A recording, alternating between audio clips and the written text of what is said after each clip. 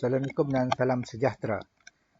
Saya akan tunjukkan bagaimana kita menyediakan RPS kita dengan sistem one click RPS ini. Okey, pertama sekali saya akan bagi contoh lah untuk sediakan RPS untuk semester kedua ataupun sebarang subjek pun boleh sebenarnya. Jadi kita klik saja pada RPS semester kedua.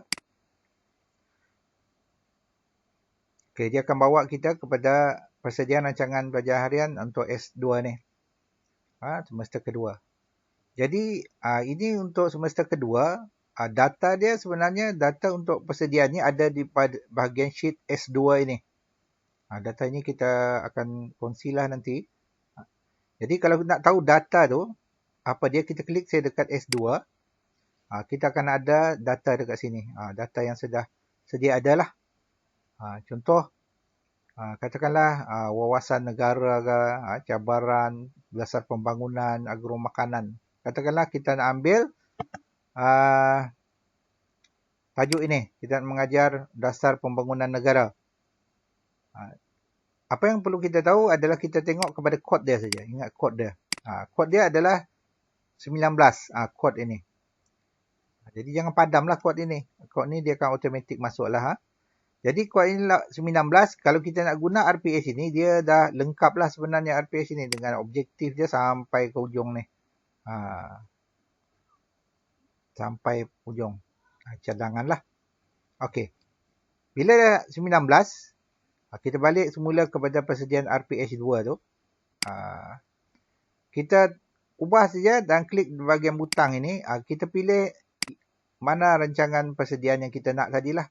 Bagi contoh nombor 19. 19, kemudian kita klik pada bahagian data ni. Data. Bila data, dia akan upload semua data tu lah. Data yang ada pada sheet 2 tu. Data kita tu. Yang ini kan data agro makanan. Okey. Jadi apa yang perlu kita buat di sini, kita cuma ubah bahagian tarikh. Tarikh. Contohnya kita ubah. Kalau ini Mac, katakanlah 4 April, lama. Kita ubah 5 lah, katakan 5 kalau ada. 5 hari Khamis. Kelas kita, kalau kita dah buat dalam setup, keluarlah kelas kita ini. Ini adalah 2. Berapa lama masa yang kita perlukan untuk mengajarlah? 40 minit, 80 minit, 120 minit atau pulang. Ini saya 3 ni kita perlu tetapkanlah. Yang lain tu dia dah automatik. Andai kata apa yang dicadangkan ini cikgu-cikgu rasa tak begitu sesuai, contoh objektif, cikgu nak 2 saja objektif, tak nak guna 3, cikgu klik saya dekat ruangan ini, kemudian cikgu tekan delete lah, terus delete. Jadi ada 2 objektif. Ataupun cikgu nak tambah objektif cikgu, objektif lain, objektif 3, contoh. Jadi dia akan tambahlah. Begitu juga yang lain ni cikgu. Cikgu-cikgu boleh tambah. Kalau rasa tak sesuai, tambah saja. Kalau cikgu rasa ini dah memadai, okey. Jadi, bila cikgu dah tengok, puas hati, cikgu simpan. Jadi, bila cikgu klik simpan ini, sebenarnya dia akan simpan data cikgu tu satu ke bahagian data yang barulah. Jadi, kita tengok kepada data ni, contoh, kita ada baru 17 data lah. Kod dia 17. Jadi sepatutnya kalau kita klik nanti dia akan jadi 18. Kemudian satu lagi dia juga akan simpan bahagian data daripada semester kedua tu. Yang ini dia bercampur-campur lah nanti. Semester 1 kalau masuk semester 1, 2, 3. Sebab yang ini kita guna untuk jana kita punya RPH. Jadi data asal yang semester 2 dia akan dimasukkan ke bahagian sini. Yang barulah. Sebab kita dah ubah objektif dan sebagainya. Sekarang ni kita tengok yang baru ni kita baru ada 54 data lah untuk semester 2. Jadi bila kita dah buat seperti itu, kita balik semula. Kita tengok kita simpan data kita ni. Sebab RPH belum ada bilangan tak hadir, jadi kosongkan sajalah. Yang ini dia automatik akan kira untuk cikgu. Okey, jadi kita simpan.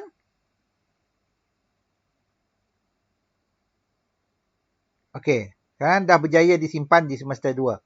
Okey. Okey saja. Jadi kita nak tengok tadi 54 kan bahagian semester 2. Jadi kita tengok balik data kita di S2 ni.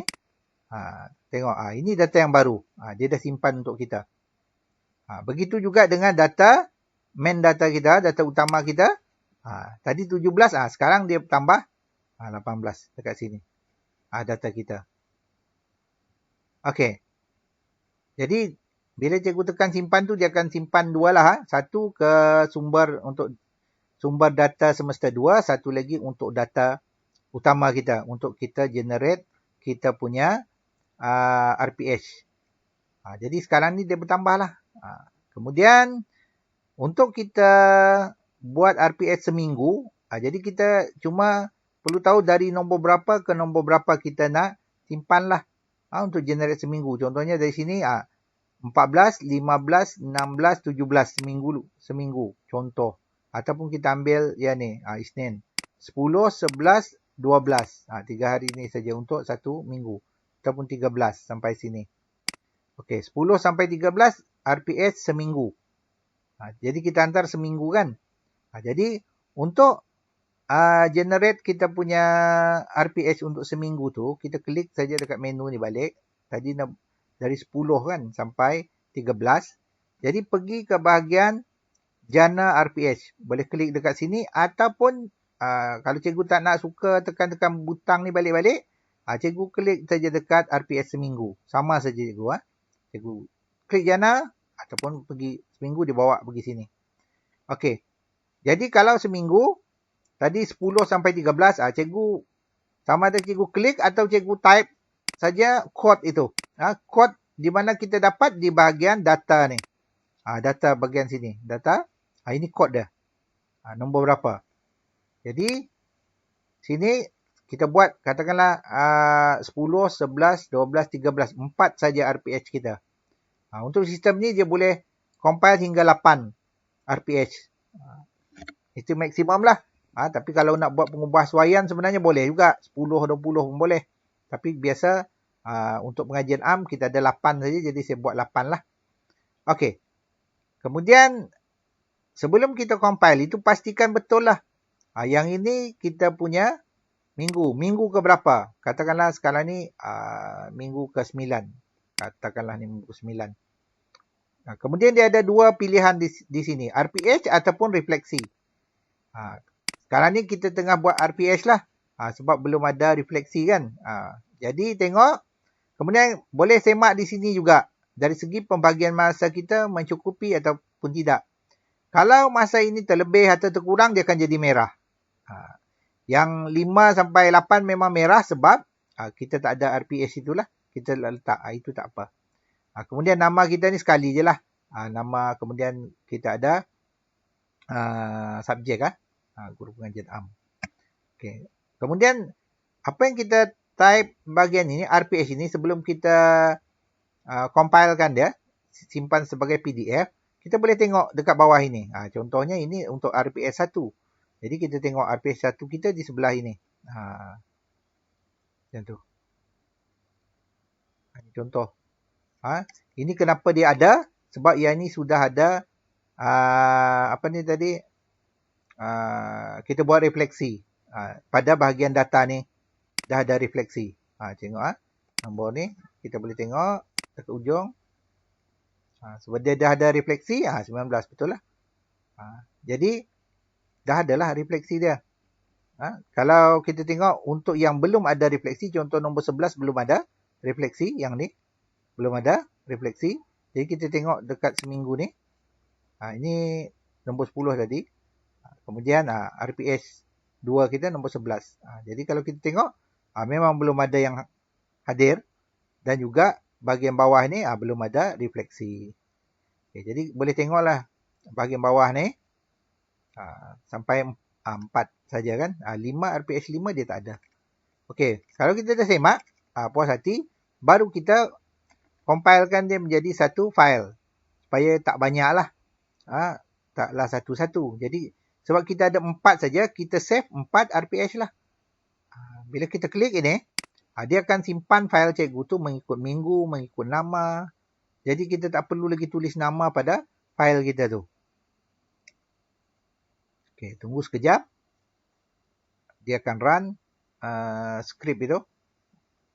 Mungkin ini bergantung kepada kecepatan server waktu tu lah. Kalau server tak sibuk, maka dia akan compile cepat.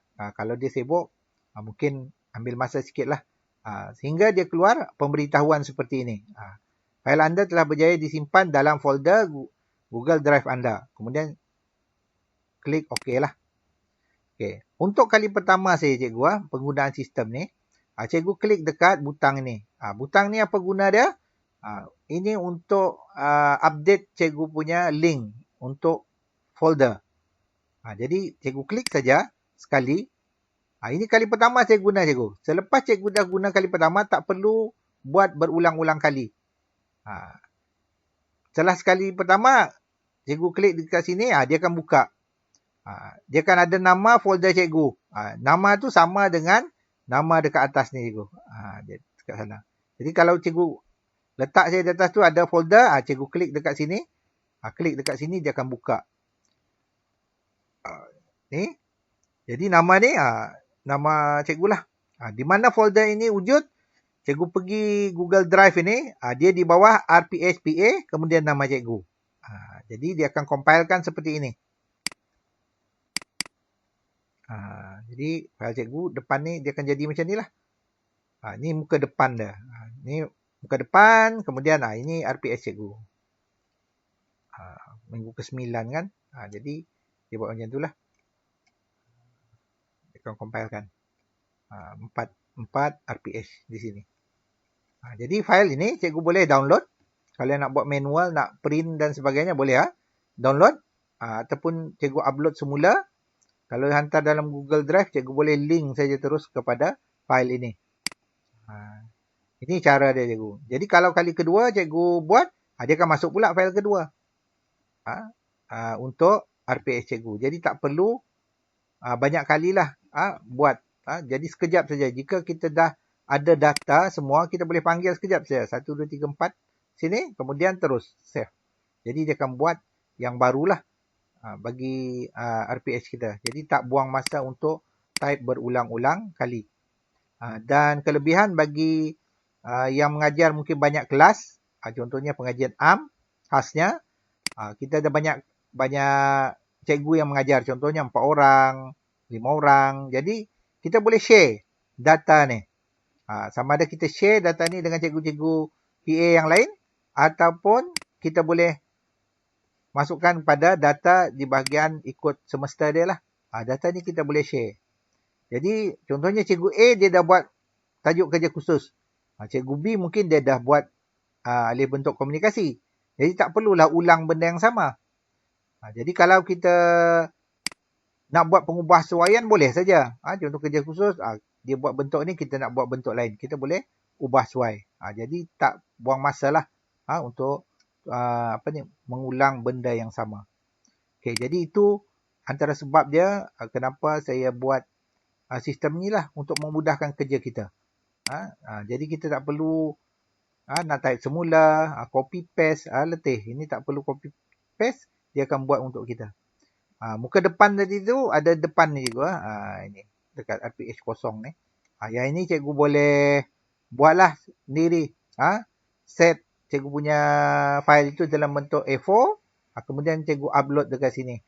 Jadi setiap kali kita generate RPH itu, dia akan masuk sekali lah dengan muka depan ni. Jadi cantik sikit lah.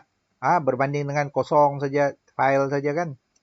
Jadi itu merupakan cara ringkas lah bagaimana kita nak generate RPH kita dengan menggunakan sistem ini. Sekian, terima kasih.